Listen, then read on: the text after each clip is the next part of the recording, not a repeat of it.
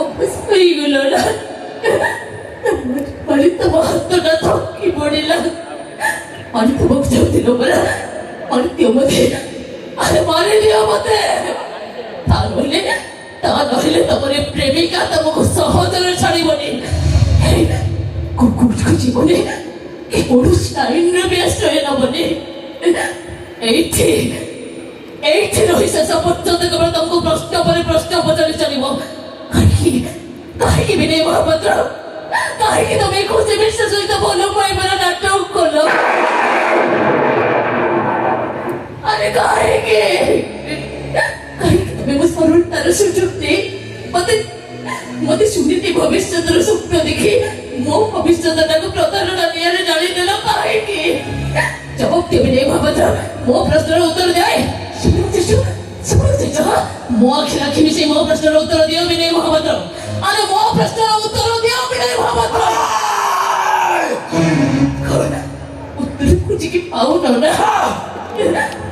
জীবনে সত্য বলো তবে এতে বড় বেঈমান তবে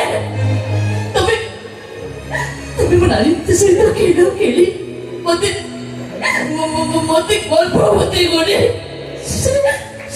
বিনয়টাকে মারি কবি କହିପାରୁଛ ଏ ବିନୟ ମୁଁ ତୁମକୁ କେବଳ ଏତିକି ପଚାରୁଛି ଏସବୁ ଘଟଣା ଭିତରେ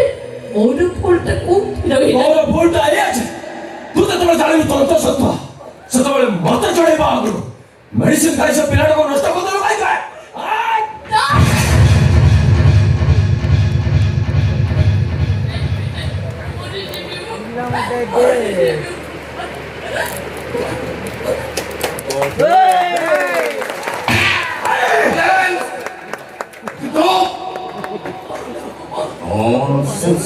କଣ ଭିତରେ ଶୁଣିବୁ କିଛି ସବୁ ଶୁଣୁଛୁ ଆଉ ସବୁ ଶୁଣିବା ପରେ ଏଇ ନିଷ୍ପତ୍ତି ନେଇଛି ସେ ଝିଅକୁ ତୁ ହିଁ ବିବାହ କରିବୁ ନାଇଁ ଭାଇ ଭାଇ ଫାଇନାଲ ଡିସିସନ ତମେ ବୁଝୁନ କାହିଁକି ଆଚ୍ଛା ମତେ ବୁଝଉଛୁ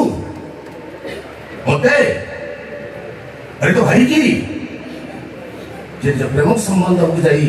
ଆଜି ବି ଏ ବୟସରେ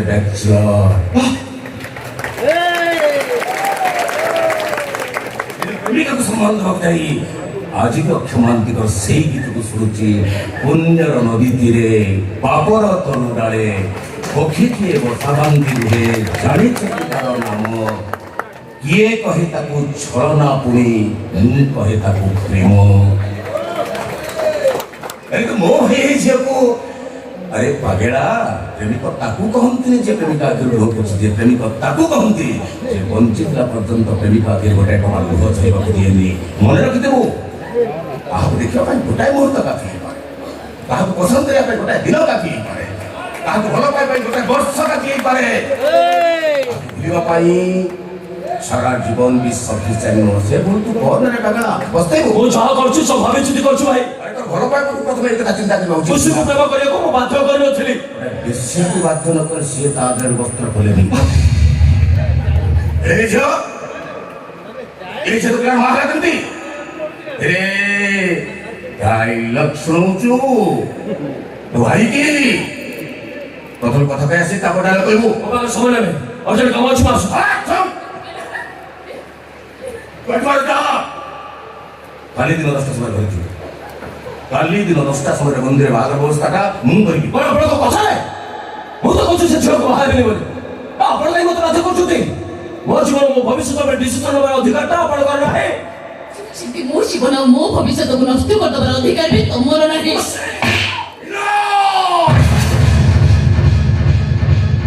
आसो तो बिना पर बात तो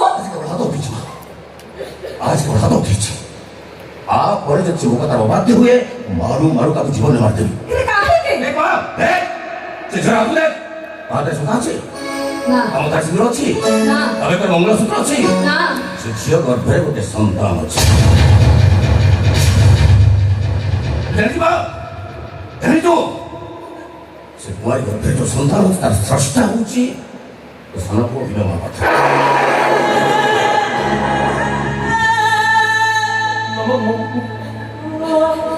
ଭଗବାନ ମୁଁ କଣ ଶୁଣୁଛି ମୁଁ ବିନୁ ମାମା ଶୁଣ କଥା ମୁଁ ଯାହା ଶୁଣୁଛି ଏ କଥା କଣ ବାବା ତୋର କହିବାକୁ ଦେ ଏ ଝିଅଟା ବାବା ଶୁଣ ବିନୁ ମୁଁ ତତେ ପଚାରୁଛି ବାବା ମୋ କଥା ଶୁଣ ମୋ କଥାର ଉତ୍ତର ଦଉନ କାହିଁକି ବା ଖାଲି ସତ ନୁହେଁ ମା একদম সবাই চুপ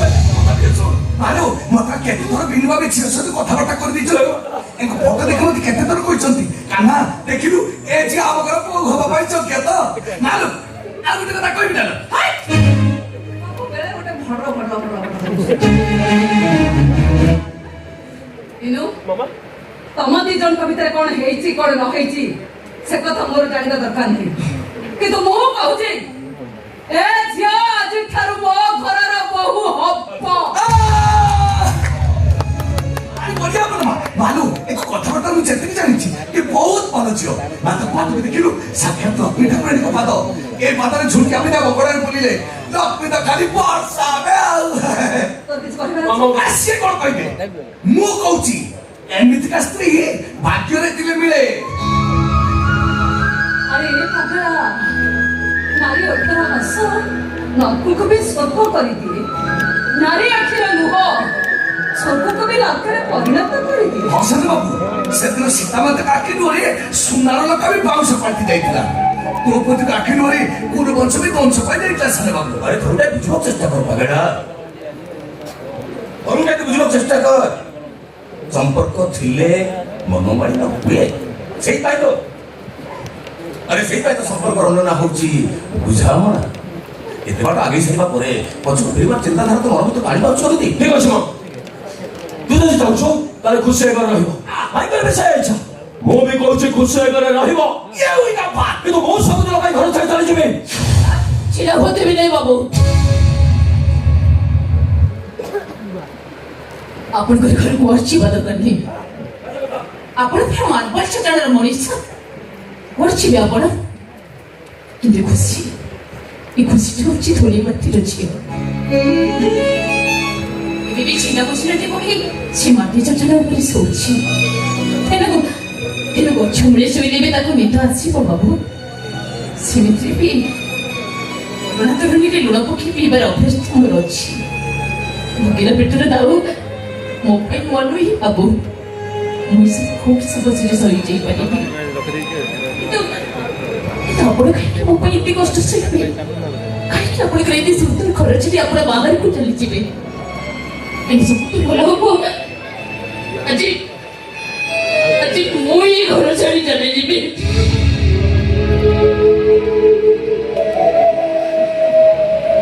ବାବୁ କିନ୍ତୁ ମୁଁ ଜୀବନରେ କେବେ ହାରିଯିବିନି କେବେ ବି ମୁଁ ଜୀବନରେ ହାରିଯିବିନି ବାବୁ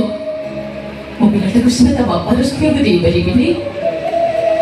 କିନ୍ତୁ ମାର ମମତା ଦେଇ ବଡ଼ କରିବି ହେଲେ ଦିନେ ବାବୁ ଆଜି ମୁଁ ଏଠି ଚାଲିଯିବା ଆଗରୁ ଆପଣଙ୍କୁ ଗୋଟେ କଥା କହି ଦେଖିଛି ବାବୁ ଆଜି ନହେଲେ ବି କାଲି ଆପଣ ତ ନିଶ୍ଚୟ ବିବାହ କରିବେ ଯଦି ଆପଣଙ୍କର ଗୋଟେ ଝିଅଟେ ହେଲା ଆଉ ସେଇ ଝିଅ ଯଦି କେବେ କାନ୍ଦି କାନ୍ଦି ଆସି ଆପଣଙ୍କୁ ପଚାରେ ବାପା ପ୍ରେମରେ ଝିଅମାନେ କାହିଁକି ଧୋକା ଖାଆନ୍ତି ଆପଣ ତାକୁ କହିବେ ବାବୁ ଆପଣ ତାକୁ ଏଇ କଥାଟା ନିଶ୍ଚୟ କହିଦେବେ ଯେ ଜୀବନରେ ଯେଉଁମାନେ ପ୍ରକୃତିରେ ପ୍ରେମ କରିଥାନ୍ତି ସେଇମାନେ କାନ୍ଦନ୍ତି ସେମାନେ ଜୀବନ ସାରା ସେମାନେ କେବଳ ମୋରି ଭଳି କାନ୍ଦି ଚାଲନ୍ତି କାନ୍ଦନ୍ତି ସେମାନେ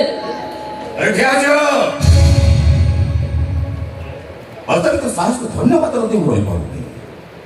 ତୁ ମୋ ଘର ଭିତରେ ମୋ ଆଖି ସାମ୍ନାରେ ଛିଡ଼ା ହେଇ ମୋ ଆସନ୍ତାକାଳୀନ ଭବିଷ୍ୟତକୁ ଅଭିଶାପ ଦେଇକି ଚାଲିଯିବାକୁ ବସୁଛୁ ଆରେ ଶୁଣୁ ଆଜି ପର୍ଯ୍ୟନ୍ତ ମୋ ମାର କୌଣସି ଇଚ୍ଛାକୁ ମୁଁ ଅପୂରଣୀୟ ରଖିନି ଏଇ ଇଚ୍ଛା ମଧ୍ୟ ପୂରଣ ହବ ଆରେ କାନୁ ବାବୁ ଘରକୁ ଯା ମା ଲକ୍ଷ୍ମୀଙ୍କ ପାଦ ତଳେ ସିନ୍ଦୁର ପୁଡ଼ିଆଟା ଥୁଆଇଥିବ ତାକୁ ନେଇ ଆସିବ ସେଠି ଶଙ୍ଖା ଥୁଆଇଥିବ ସେଠି ମଧ୍ୟ ଯିବ ନାହିଁ ମୋ କଥା ଶୁଣ ବାବୁ ମୁଁ ବି ଚାହୁଁଛି ଏ ଝିଅ ଆମ ସାନ ବାବୁକୁ ବାହା ଏ ଝିଅ ତ ପରିବାରକୁ ଖବର ଦେ ସେମାନେ ସମସ୍ତେ ଆସି ଦିନ 10ଟା ସମୟରେ କାଲି ଏଇ ମନ୍ଦିର ନିକଟରେ ପହଞ୍ଚିବେ ଆଉ ସେଇ ମନ୍ଦିରରେ ତ ବାହାଘର ବ୍ୟବସ୍ଥାଟା ମୁଁ କରିବି